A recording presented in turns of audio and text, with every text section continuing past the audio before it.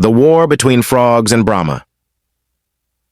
It was long, long ago when the world was hit by famine and drought everywhere. No rains while rivers, streams, lakes, and ponds drying up. Animals died leaving piles of skeletons, and plants withered. Even the most resistant amphibian like frogs and toads became a bag of bones. One day, as the leader, the frog spoke out to his kinfolks and his friends toads. "Dear pals, it is certain that Brahma will not release rains for us. We all will die from hunger if we do nothing, so we all together must fight against Brahma to get rains. We are in danger. Death is for sure even if we do nothing or fight. So if we have no other choice, why don't we fight for our families and friends? Come on, let's fight." The army of frogs and other amphibians then set off to wage war with Brahma in the heavenly castle. While crossing an open field, they came across another big army. Seeing the school of catfishes which were covered with dirt and ash of the field, the top commander of the frogs then asked, "Hey, where do all you guys head for in such a big drove, sending the dust up into the air in front of my troops?" The catfish commander replied, "Pals, we were sent to join the other fish, which are very skillful in making their way through mountains and across rivers to fight Brahman for rains to fill up rivers and streams. Come on, pals, let's go." Hearing this, the frog commander felt delighted and told his armies about the news. Suddenly, loud chanting echoed through the ranks of the two armies, which then merged to become one and marched across dried, scorching plain. Just a bit further, there appeared a huge, dark swan of insects with buzzing sound overhead, and the chief bee and wasp shouted, "Dear frogs, toads, catfish, and other fish, where are you all going in such a dirty shape?" The frog replied, "Come on, my friend bees. We understand that you all want to go to war because there is no rain, no forest trees to give you flowers to make your beehives. Hurry up. Don't be scared of dying. We band together to fight against Brahma. Let's move." The air and the ground forces cheered and move on. Near a dried-up farm, they found watermelons which came off the branches, miserably lying scattered on the ground. With hope, a watermelon shouted, "Friends, let us come along, or we will die. You go to war. We would rather die than letting our families suffer."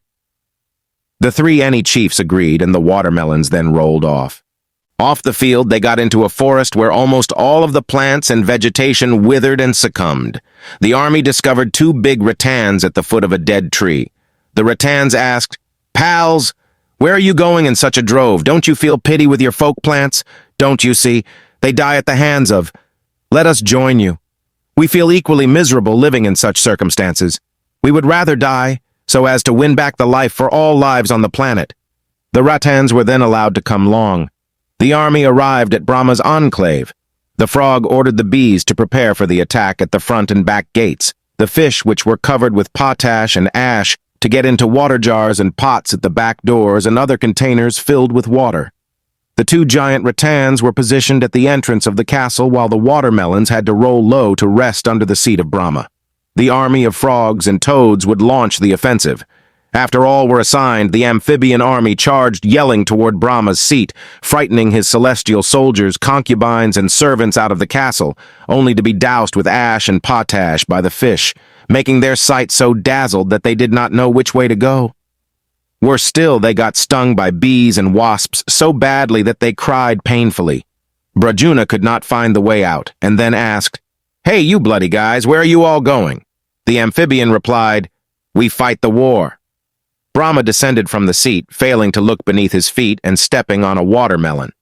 He fell onto the ground and was pressed hard on the neck by the two rattans. The bees started to bite him so painfully that he was forced to kneel down before the animals and the plants, saying, "I surrender." Upon hearing this, the frog commander ordered the soldiers to stop fighting in response to the surrender request. The frog asked the defeated Brahma, "Why do you prevent rainfall for all lives on the planet, causing deaths everywhere?" "We are frustrated. If you do not allow the rain to fall, we will destroy your castle and kill your army and even you."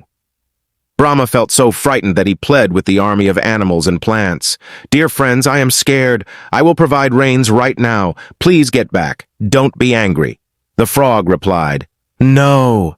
If we leave, you will give us only a downpour, and then you will ignore it again. It will just make it difficult for our Annie to come back." so you must give us a special blessing, sp. We will be satisfied. After thinking for a while, Brahma said, I agree to give you a special blessing. So when you need rains, you, the frogs and toads, will grind your teeth to produce sound up from the ground, will pour immediately. After receiving the pledge, the army of animals and plants retreated to their respective territory. Since then, when frogs and toads need rains, they can grind their teeth to produce the sounds like crot, crot, ep, ep, oak, oak, hing hong, then the rain starts to pour down. The ends. Thanks you for your watching.